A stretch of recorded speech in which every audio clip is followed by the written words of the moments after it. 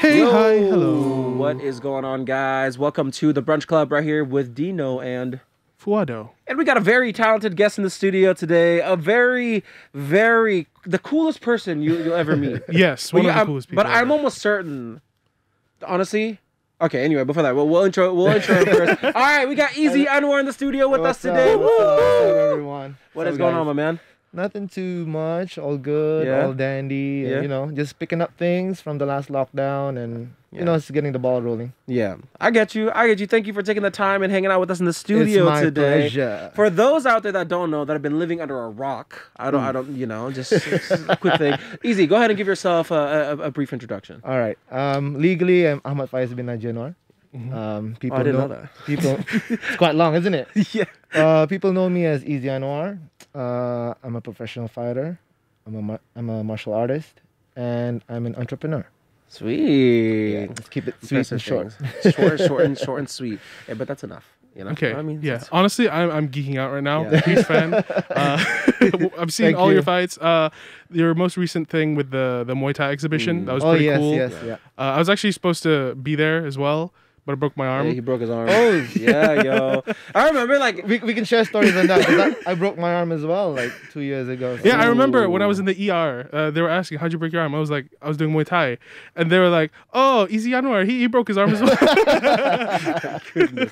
Hey, it's a tough sport. Obviously, you're in the Yeah, cage yeah. to kind of hurt one another. That's the It- nature of the sport. Yeah, right? essentially. So anyway, before we get into too much of MMA, like I want to know a little bit how did you get started into MMA? Like, is this something that you've done as like when you were a kid, or when did you start developing interest It's in? it's quite a long story in the sense that, I mean, growing up, like, I'm not the template person to be the ideal athlete in the Yeah. sense where I always grew up overweight, oversized. You're a chubster. I was a chubster. Like us, I man. love food, man. But the thing is, the difference between that is we're still chubsters. deep down, I still love cake, Yeah. But I was always a go-getter. Like for me, like whatever I get into, I always have to give it 100%. Like for me, it's all or nothing. You know what I mean? So anyway, like I was heavily involved in the rugby team for Brunei. And a lot of my teammates were ex-national boxers. Ooh, okay. So, like we try to keep our training a bit more dynamic in the sense that off-season training or if we're off the pitch, we'll just hit the pads and do some boxing drills, and it really helps with the cardio and all that. So I picked up boxing from there, and then my girlfriend at the time, who's now my wife, she was heavily into Brazilian Jiu-Jitsu. So she was telling me what it's all about. It's about grappling, and it's big over in the States, this and that. And then there was this teacher from CFBT who was a Brazilian Jiu-Jitsu blue belt. Ooh, Back then, like okay. when you're a blue belt, you're like, ooh, Yeah, like, yeah. just because of the long learning curve. So anyway, like he conducted a couple of classes, this and that. So like a group of us, we did a lot of Brazilian Jiu-Jitsu, did a lot of grappling. So I immediately fell in love with it because for me, it was a really sweet transition for rugby Yeah.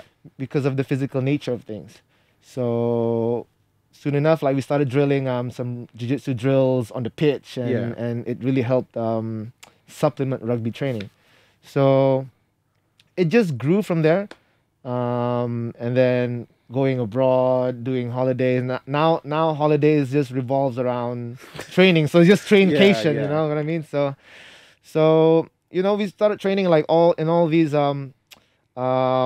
gyms abroad, you name it, like from, well, Singapore, obviously, then Phuket, Bali, then all the way to New York, and all the way to Vegas, all the way to LA, just train.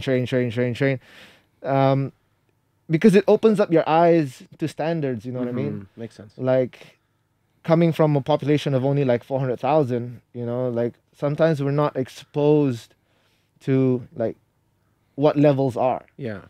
So when you expose yourself to these levels, you're like, wow, man, like, we've got a lot to catch up to, you know what I mean? Yeah. So that sparked like something deep inside of me in the sense that, like especially with individual combat sports, it's something that you can excel Mm-hmm. into. Ba. Mhm. You know, take it from me because I came from a team sport. You know what I mean? Like I came from managing 15 people on a pitch. You know, because I was the rugby captain for Brunei for the longest time. Ooh, okay, I didn't know that actually. Yeah, so that's where I sort of like built some leadership skills. Yeah. So coming from a sport where you depend where you're only as strong as your weakest link, you know what I mean? Yeah. And then transitioning to an individual sport, and then you start to realize like, hey, if you put the same time and effort into an individual, you get more returns back. Yeah. You know, when Makes sense. you do it in a team, like, you know, like one guy might be slacking and then it affects the whole team. Makes sense. You know, Yeah, but yeah, yeah. when you're all in it by yourself, your flaws, your advantages, disadvantages, it's easy to pinpoint, and it's easy to just fix. You know, what I mean? Essentially, you are your own weakest link. Yeah. Exactly. essentially. And then you can pinpoint that, and you can develop it because you know, like if you're driven, you want to fix it. Mm-hmm. Makes sense. Whereas in a team, like maybe the captain can be driven, but you know, like the slacker might not want it as bad as you want. You know what I mean? So it just affects the whole Just team. kind of throws it all so- off balance. Yeah. So that's how the whole training started. This and that, and then you got exposed to like boxing, kickboxing, Muay Thai, grappling, wrestling, this and that. So it eventually evolved to mixed martial arts. Yeah. Yeah. So how many years did it take between your time as a rugby player to your first fight? My first professional MMA fight took a while because there were a lot of setbacks. Some setbacks were good. Some setbacks were like, meh, you know, Yeah. because back then I was still working with the government, Yeah. and I mean, it's not easy to apply for leave. You know, like Yeah, like yeah. if you want to Makes go for a sense. fight, Yeah. like it can't be like a weekend thing, this and that and this and that.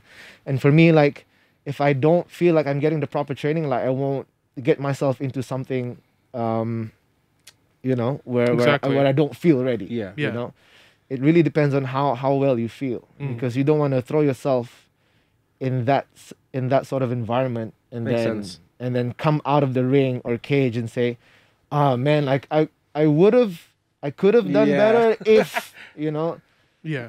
That's you're why I always tell prepared. all my fighters, like all my athletes, like whenever you step in and step out, just leave no regrets. You like, I don't care if you lose as long as you know you've given all. Yeah. Yeah. You know, I Makes don't sense. want you to lose and say like, oh, I could have won if I actually came to more training. You know what I mean? Yeah. So it was that, and then at the same time, I was also busy helping like our fighters back then getting into MMA, preparing them for their fights, this and Yeah, that, yeah, this and that. So back then, like my main focus was to get these people out there, lah. Yeah. To prepare like these other guys with the opportunity first before myself.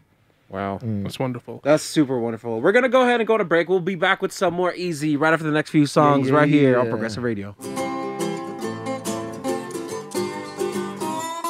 Yo, welcome back, guys, to the Brunch Club here on Progressive Radio. We have Eazy Anuar in the studio. What is going on? What? You like that little singing intro? Yeah, you Eazy? sound like DJ Envy, bro. Oh. I like you, man. Dean sings all the time. I think sing all like the time. way too much. Because the thing honestly is, you know, you gotta set the mood. If we're serious, then it becomes a very serious interview. speaking. But this I is not. An concur. interview. I concur, bro. This is not a It's serious true. interview. We're It's having a facts, though. conversation. Same like running classes in the gym. You Yeah. gotta set the mood. Of course. 'Cause If it's just off from the beginning, you're just like, because you project it, bah, yeah. in class. You know that's why some classes get boring. Yeah, that's why when you have a good teacher, it'll be the best class Exactly. of the day. Exactly. You know? Okay. Right? Well, it's like, I don't know what you guys are talking about now. Anyway, so now we're back with Eazy. We've been talking about, of course, his early start into how he got into MMA. And you mentioned earlier that your wife was into Brazilian, what am I Brazilian saying? Jiu-Jitsu. Brazilian Jiu-Jitsu before you were. Yes, she did. Well, because like she's always been a martial artist. Like, Yeah. she was training Taekwondo for the longest time. This and that, and then you know, like back then, you would get these martial arts magazines, kan? Yeah, like, yeah, oh, yeah. this, that. So she got into the whole Brazilian Jiu-Jitsu movement, lah. That's cool. Because back then the way they marketed Brazilian Jiu-Jitsu was much of on how this martial art is beneficial for smaller people by using leverage, this and that, this and that. So I got a big question for you actually, or maybe you can chime into this too, Fuad, because just for those out there that's not familiar. So of course MMA is mixed martial arts. Yes. It's a mixture of all the martial arts that styles that's out there. So what's Brazilian Jiu-Jitsu? all right, so basically Brazilian Jiu-Jitsu is a form of grappling, where Like wrestling? it's a mixture of wrestling as well. Okay. It's a mixture of judo. It's a martial arts where you submit somebody by either choking them out or hyperextending a limb, arm, foot, this, that, whatever joints you I have. get you. Yeah. So it's a mixture, yeah. So MMA is mainly, if you guys are not familiar, MMA is a mixture of you get Brazilian Jiu-Jitsu. It is literally Muay a mixture Thai, of everything, all martial arts. even Detroit. What's it called? Detroit. What's his name? Oh, we messing up. Anyway, yeah. So it's a very kind of open like platform for everybody. You can it's kind of like a free for all, isn't it? Yeah, Like it's basically free for all. Like back then, like when it first started, like yes, you could probably get away with just Brazilian Jiu-Jitsu. You could get Yeah. away with just knowing Muay Thai. But you know, the game has evolved so much where you can't just be a one-trick pony. Makes sense. You know. I mean, even like when you're watching like matches nowadays, you know, because let's say like somebody's being paired who's more kind of like stand up heavy, and then you match him with somebody who's a grappler. Yeah, because back then it was all about match. It was more like an ego trip in the sense where okay, like my martial arts is better than yours. Yeah. You know, mine's better than yours. But you know, as the game evolved, like everyone's training, everyone's cross training, everyone's doing everything, and it comes down to a complete mixed martial artist Yeah. lah. It's So of all the martial arts that you train, what's your favorite to train? For me, I like Brazilian Jiu-Jitsu in the sense because of its longevity. yeah. Because like with Brazilian Jiu-Jitsu in the sense that you can actually go super hard with your training partners Yeah. because you have that idea of tapping out. Yeah. You know, when someone taps out, okay, you're gonna stop, reset. Yeah. Okay. With Brazilian Jiu-Jitsu sparring, you can go 110%. Mhm. You know, and I trust my training partner that if I tap, he's gonna stop and Yes. reset. It's quite contrary to boxing. I mean, striking, where you can't really go full on with like 10-ounce gloves, yeah. no head guard, no shin pads, no nothing. Go 110%. You know. Yeah. You know, it's concussion city right Yeah, there. for real, You you know know. what I mean? That's Drop City. Yeah, that's drop city, you know, but it's not one of the things where like when you're 50, 60, you can't spar. Yeah. Yeah. You can't do your doghouse sparring Yeah. when you're 50 or 60, you know what I mean?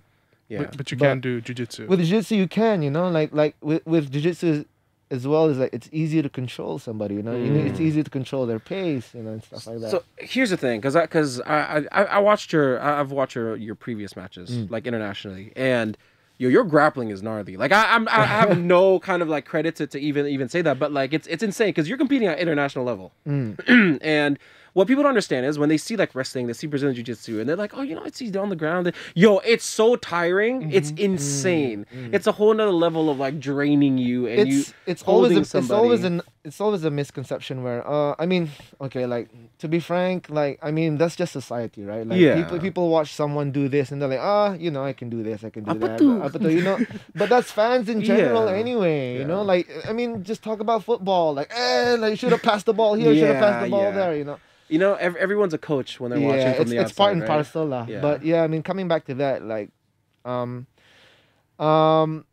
yes, jiu-jitsu is draining. Grappling is draining because Yeah. like it's a whole. You're using a whole different set of muscle groups in the sense that, you know, like when you're standing up and striking, you know, it's just your everyday movements. Where throwing a punch is easy, bro. Like, but when you're trying to move side to side, like on the ground, like you don't do that every day. You know? Yeah. You know what I mean? So I feel you. yeah, so that's just the barrier, sanala.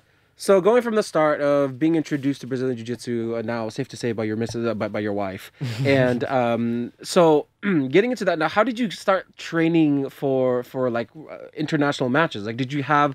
Because I know. Okay, so forgive me if I'm not very educated in as far as the local fight scene. But were there matches in Brunei? No, right? No, there were no matches back then. So they were all international. All So how did you get yourself signed up for like international? Did you have to go and meet people or go through like an agent? How did that work for you? Like for me, like I've throughout my whole career, it comes back to training abroad, kan. So when you're training abroad, obviously you're building connections. That's Yeah. true. Building connections, Makes you're sense. building Yes. access, and then you just ask around like, hey, are there any fights to offer? Blah blah blah blah blah. Blah. Because Brunei still does not have it's not a big promoter scene, ba. Makes sense. You know, Yep, yep, so yep. that's probably one of the things that we want to look into in the business perspective. You know, like have a promotion company, you know, because Brunei, the yang kesiannya Brunei ini is like a lot of people are lacking opportunity, ba. Yeah. We have talent, dude. For sure. I mean, Oh, yeah. not just in the combat scene, music, Yes. artists, Yep. graffiti artists, this, that, whatever the case may be, but we're just lacking promoters. The push. Yes. The push, and and that's also the mindset of Brunei. I don't think I'm good enough. And that's one of the reasons, Joa, why we wanted to build Khalifa, because we wanted to break that barrier by where people think, Yeah. oh, I'm not good enough. Dude, like, if you think so, like, look at me. Yeah. You know what I mean? Like, I want to be the true testament to that. Ba. Yeah. Makes sense. So yeah, I mean, so by building connections, this and that, getting offers, this and that. So everyone has to start somewhere, kan? Yeah. So Yeah. it just derived from building connections by training abroad, lah. Makes sense. Okay. I mean, that's sorry. Go ahead. So, just like any other career, it's about you have to build a network, basically, right? Correct. Before you go for a fight, what's the training regimen like? I know that you have a training camp of some sort, but when you were starting out, when you were still working a full-time job, how did that kind of How did you balance? how did you that? balance that? Yeah. Essentially, I mean, like when I was still working, I was just actively competing in amateur fights, whether it be boxing or grappling, this and that. I mean, training back then, it was a huge balance, lah. It was a huge balancing act because you had work, then you had family, then at the same time you got to put in the hours for training apa semua. So it really comes down to how much you're really committed to this, lah. Sorry to say, like that's one of the reasons why a lot of athletes here in Brunei don't really excel, because it's just commitment issues, Yes. bro.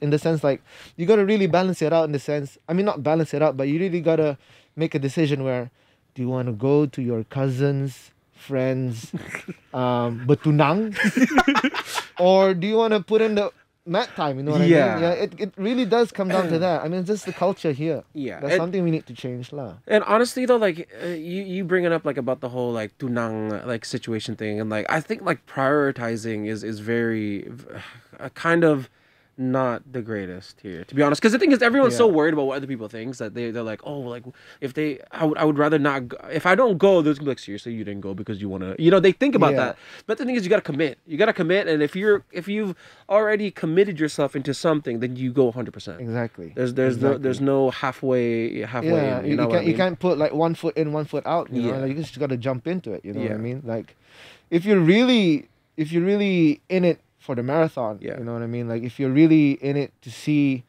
what the outcome may be, Yeah. I mean, you don't want to regret not taking it Yeah. back, because you'll always live your life saying like, oh man, what if I actually did this? What if I actually did that? You know, And that's you'll never honestly- find out. That's the killer, man. When like 2-3 years down the line, it's like, oh, what would have Yeah. happened if I actually stuck to this? You know, Tapi like, I would've payah je, been- dude, like, it's not something that we could like impose to somebody. Yeah, lah, you know, yeah, it's yeah, either yeah. that someone wants it or not. Payah je. At the end of the day, the marathon continues. Okay. Huh? anyway, we're gonna go back to some more music. See you guys in just a little bit.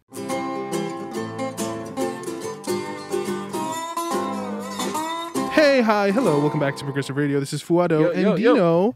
with the Brunch Club. We've got a special guest on today, Eazy Anuar, MMA fighter extraordinaire. Whew, that's a lot. That's a lot. Mouthful. That's a lot. The presence in here right now. I've never been so scared in my life. Just kidding. Hey. Do people ever come up to you? I think people get scared to come up to you. I think they're probably super intimidated. I always try to put on a smile, dude. Yeah. Like, you know, I mean, It's a smile like, if you try something, I promise you. but I don't want to come off with that vibe. You know what I mean? of Like, course. I mean, yeah. Well, it is what it is. I Yeah, guess. it comes with your aura, I guess. I don't know what I'm trying to say. Anyway, I want to get into Khalifa. Sure. Let's Because do Khalifa it. is your baby, your pride and joy, your everything thing. And You my know what I mean? everyday thing. So if you guys are not familiar, Khalifa is Eazy Anwar's gym. It's the home of warriors. It's a home of it's a home of mixed martial arts. It's a home where we try to build a community up together. It's a home where if you ever feel lost, not knowing where your fitness journey is gonna take you or where life is gonna take you, like, bro, like, our doors are always open. You know, like because like our approach is very holistic, you know, like if you're in it just to sweat, you know, just casual sweat, like we can do that. Like if you want to do like personal training, we can do that. And then if you want to go up to the next level and start competing, this and that, like we can do that too. So we're not. I mean, it's always a misconception where like, we don't want to go to Khalifa because like they train super hard and it's scary and then because orang kan belawan saja. It's not that. Like we've built like a community where like it's just a fun place to be. Yeah. So here's the thing. I feel like a lot of the times, like the Bruneian mindset is it's full of assumptions. You know what I mean? Course, I'm probably gonna get so much heat for that, but it's true. You know, a lot of people it's like, no, I don't want to go there because I know they're like you were saying, like they train to fight or whichever. But what people don't understand is you go and check it out. There's no harm in taking a tour. You know, go there, check it out, check out the facility, and see what you guys offer. Because you do PT stuff. Yeah, we do PTs and then like we have like group classes and I mean like our classes are just filled with all kinds of people. You know, like it's not we're not selective of who comes, this and that. Like we're welcoming to whoever wants to train. Like yeah, for sure. Like, we'll train you. And that, I feel like that's what it's all about. You know, it's setting that kind of energy in that space, because a lot of the times I do have to agree that some like gyms, some places, they have that gym intimidation. You know, the people that have been going there for a while, like their home gyms, or you know, you get that vibe where like you're an outsider. You know, so but I've been to your gym. Like I went there to go collect some. I dropped off some car parts for you. Bukan untuk workout, huh? Yeah, no, don't work out there. Hey, don't I went inside and everyone is even cool. Like there was no like, oh, Ramnantang, like looking at you and trying to like. Everyone is super chill. Everyone is minding their business, and that's what's cool, because everyone's doing their thing. Everything starts from the top. Like if that's already like a personality, and then whatever you create is just going to be an exacerbation of yourself. So much like I said earlier on, like it's just the energy that you bring to the table lah. You know, like it projects, but it portrays into a physical form. You know what I mean? Yeah, so makes sense. That's how it is. So what's the meaning behind Khalifa? So basically, Khalifa, when we came up with Khalifa, me, my cousin who's a stakeholder, and my wife, we were like, okay, let's gotta find something like you can't use anything like too tacky and something that really is original ba. So we were like, oh, okay, let's try out Khalifa, because all right, Khalifa basically means leader. And then what's our main goal in this whole scene is to actually lead the way. Lead the way macam to set standards in Brunei and make people believe that they can accomplish things, and then basically believe in themselves. We just wanted to be the spearhead of things. So it's like, okay, Khalifa resonates really well, and then you got to consider something that's easy to pronounce, and then that will stick in people's minds. Yes, exactly. Khalifa, I mean, everything plays together, ba. Yeah. So like, okay, would the logo be hard? This and that. I mean, if you put logo placement here and there, like would it scream out? You know, Mm-hmm. you can't have something long. Yeah. And you know what I mean? And put it Yeah. on a coffee mug, and then like it goes all the way around. You know what Oh, I mean? goodness. So, Yeah, all those I feel things you. that play the factor. For the that. listeners, course. Eazy is decked out in Khalifa gear right now, and it looks and- good as a logo. Thank you, Yeah. And- thank you. Here's the thing.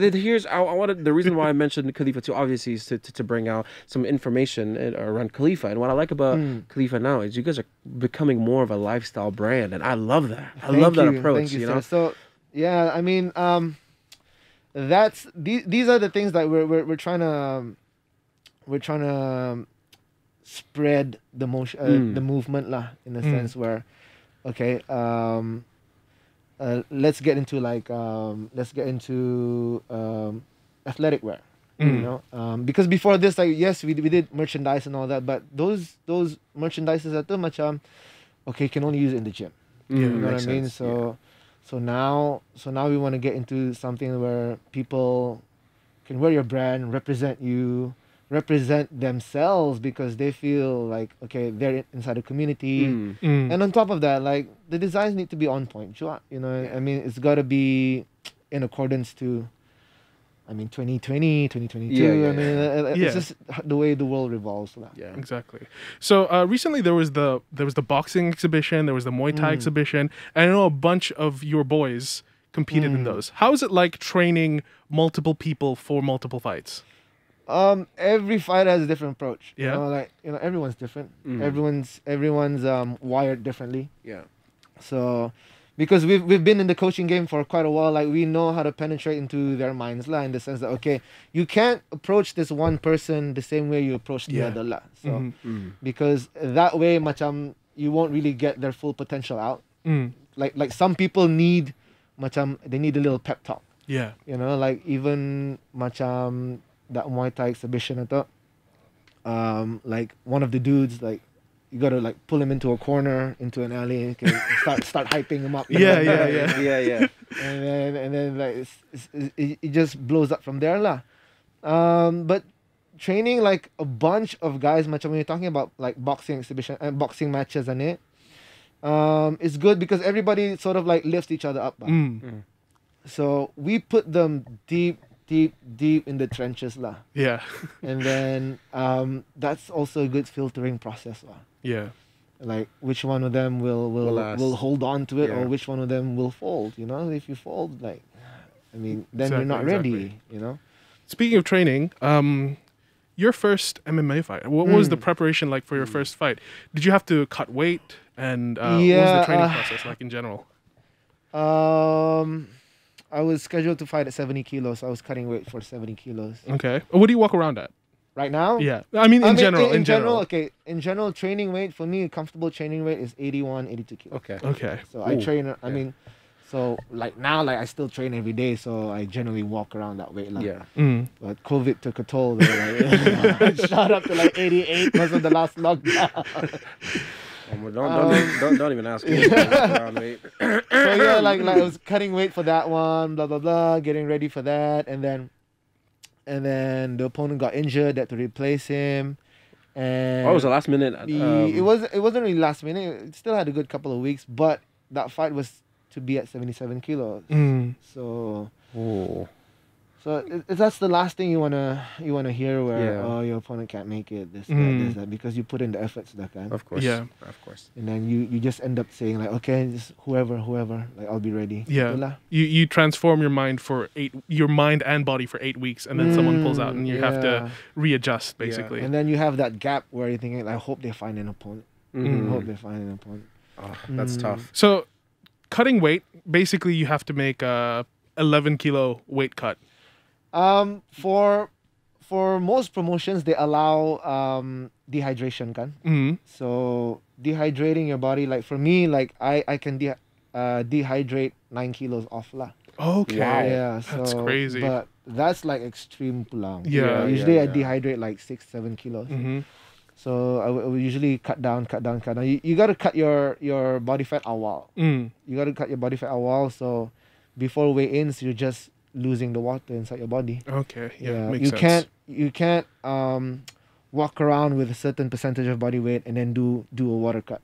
You know, because then you're not really losing that much weight. Yeah. Okay. Makes sense. That makes sense. So after, and I feel like I need to ask this too, because after taking that first win, how did that feel? Honestly. I mean, for me, like, it's just, I wouldn't say it's just another day, but Yeah. It's another day, you know? yeah. For me, like a win's a win, but tomorrow I'm still grinding, you know what I mean? Like, makes sense. even before this, like, even all the amateur competitions, but like, they're usually weekend events, kind of like, I'd want to train on Monday. Yeah. Because for me, I mean, because that's the whole mindset that we need to change for most Brunei's match. A lot of people think, okay, I did this one match and I'm good for a while. Yeah, I'm on top of the world. I can sell myself as a coach. You know Yeah. what I mean, like, that's one of the things I don't really like lah. Mm.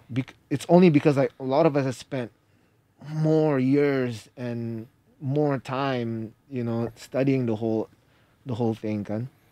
So even for me, like, whatever, okay, competition ka, there's a fight ka, baga, like, I'm back in the gym on Monday, dude. Like if I'm not injured, even when I'm injured, like, I'll do something. Yeah. I mean, just kind of shows like this is what you love doing, you know. This is your passion, and this is. Macam, it's not a world title fight bar. Yeah, You know? Macam, yeah. okay, it's just something that, okay, you're putting in your record. It's something that you're gonna be on a come up and stuff like that lah. Yeah. So macam, you gotta focus on the bigger picture, which is like, what's your main goal? You know, your main goal is to elevate your self-worth lah. Yeah, Yeah. That one fight doesn't define who you are. basically. Makes sense. Yeah, Makes even sense. ita macam, win or lose kan, a loss doesn't define who you are. Yeah. It's like studying for an exam for the whole Yeah. year, bro. Just And retake then it. that final year paper is not the subject you Yeah. studied. You know, does that mean you're not academically inclined? No, You just didn't, you know. it's just luck's just not on your side. Yeah. I get you. So speaking of training every single day, you broke your arm a couple years ago, correct? Yeah, that's correct. How did that happen? It was just team sparring. Uh-huh. You know, the usual team sparring, and then, yeah, I mean, just to put it out there, like, our team sparring is very well regulated, like, in Yeah. the sense that, okay, you gotta wear 16-ounce gloves. Mhm. If you're like in the lighter weight category, at least wear 14-ounce gloves, mouth guard, headgear for some people, this and that.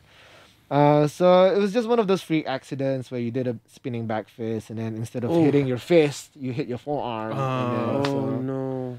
yeah, so, yeah, and then you hear a loud clap, and then you think like, oh, but you know, it's just you're just full of denial in the sense like, oh, another day, Yeah. okay, Walk it off. then you try, then the bell goes, then you try to go for another round, and you're like, oh, okay, so I can't really punch, like it's Yeah. Oh, I can't imagine Yeah. pitching on a broken arm. You kidding me? Oh, But did you man. go on and train for the rest of the day after that? No, Because I went for like another 2 rounds, but then again, I sat out after that. So Yeah, it's yeah. just weird. You know? Yeah, Like, yeah, I mean, yeah. Probably like it started getting numb. Maybe. Yeah, much the pain is like really deep inside, but it's not Yeah. something like where you can scratch it off. You know what I mean?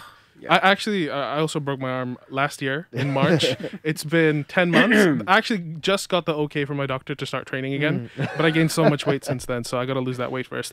But I remember when I broke my arm, I also thought it was just like I sprained my wrist or something because it was from a high block. He kicked my head and I blocked with my forearm, and I just thought that, you know, I sprained my wrist and I could continue sparring because we were like still like 30 seconds left on the clock, and I was like, I don't know if I can keep my hands up here. I'm gonna try. yeah.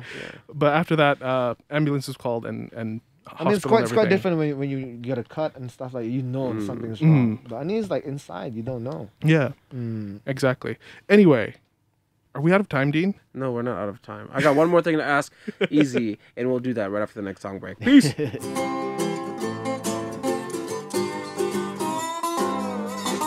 Welcome back to the Brunch Club. We got Eazy Anuar in the studio with us. Unfortunately, we are approaching the end of our hangout sesh. But I want to ask Eazy this, and I think Fuad's gonna get so angry that I'm asking you Okay, this. go for an ask question. I want to ask you about Jake Paul. I have to, because you know why? Because I've been on Okay. Jake Paul since the whole. You've been a fighting. hater I've since been the beginning. Don't say hater. That's bad. No, man. you've been a hater. I've been a disliker. Big disliker. Disliker of Jake Paul, and it's because.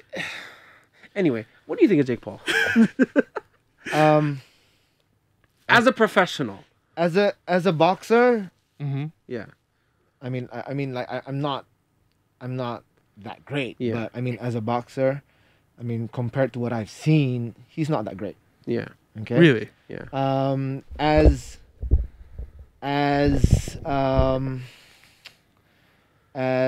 a pay-per-view fighter, he's good. awesome. Yeah. And that's the win, bro. Yeah. Oh, for sure. At the especially end of the now. day, it's all about getting that bag bar. Yeah, makes sense. You It know? truly makes sense. Make people hate you. People want to watch you lose. At the end of the day, That's the people same thing with paid- Conor. paid- yeah, exactly. This is my opinion of Jake Paul, right? He has fought and won against high-level athletes, making him a high-level athlete, in my opinion, at least. Do you not agree with that? I wouldn't say that because all right, Okay. put them against someone that's already in their realm, Mm. like against Mayweather. Yeah. Look how no Mayweather just toying with him. You can see that. Yeah. You can see like even Floyd is like, I'm not gonna go all in. Yeah. I'm like 40 something. Yeah. You know. I mean, he's there to get the money. to get the regardless, bag. You know. Drop a million kanto. So I think one of the biggest arguments that me and Fuad had is the fact that I don't take him as a professional boxer because to me he hasn't fought a real boxer yet. Exactly. So that's me. And Fuad, of course, he thinks that being and everyone's entitled to their opinion, obviously. Obviously, So, I mean, much respect to that. yeah, of course. And what Fuad's saying, since he's competed in international, in like a professional thing, that it makes him a professional. But for me, I think everyone's just got a very different definition of what being a professional something is. So, for instance, for me, like just because you've competed in that, but the thing is, that's okay. Here's the thing with Jake Paul. For me, he hasn't fought another boxer, like an actual full blown boxer. Like he's fought. Obviously, he fought Tyron Woodley, and there's some fishy things that I feel with that. And his contract has been exposed that he has a no knockout clause, so they can't knock him out. They truly can't knock him out. So that's what I'm saying. I respect him for being how do you say it's determined in the sport, I guess, and like actually being in it and actually getting some hits. Yeah. But like I want to see him go up against somebody who actually knows how to box. He's calling out Canelo. Come on, yo. Yeah, I mean, he needs to be fighting with people who are actually bigger than him, that are cutting weight. He needs to be fighting in different weight classes to see how he fares out in that. And then, you haven't really been like in a proper boxing organization. You know what I mean? Yeah. When you talk about Thriller, Thriller does verses for rap battles. Bro. It makes sense, It's all entertainment, ba. Yeah. And then but I don't blame them because they're smart in the way, at the end of the day, get money. Oh, it's money. Yeah, bro. That's so much money. He's making way more money than if he were to just start out as a professional boxer in the beginning. Exactly, because to start off as a professional boxer, you don't get that pay-per-view background, ba. Yeah. You know what I mean? Like you're not a pay-per-view fighter, ba. Exactly. And then now you get thrown into a huge platform and immediately pay-per-view. Yeah. But that's what it is. Like in the game, in the whole fight game, it's just Muppets and it's a lot of shady and it's But what do you think in general of this whole movement of social media stars going out and boxing each other? Well, I mean, like in Brunei or in general. In general. Like, you have these YouTubers now boxing. Yeah. Like Look, it's a trend, Yeah. because that's just how things are. Like because Jake Paul set the standards, he's saying like, us YouTubers can do it. Like, of course, everyone else wants to. Who doesn't want to get paid for, dude? Yeah, it makes sense. Can? Well, there's might people as well that try haven't it gotten out. paid yet. Yeah, exactly. If you guys have seen the whole like Austin McBroom situation, he put together a fight between was it like YouTubers and TikTokers A bunch of or something? YouTubers and Yeah, TikTokers. they weren't getting paid, so I mean, it is. Yeah, it but is a then mess. again, like macam, it really comes down to how much you want people to watch you. Yeah. You know? So you gotta have this certain persona. Yeah. Look at Colby Covington. Yeah. He wasn't like that. Yeah, He wasn't like that. that's Put true. on the MAGA hat.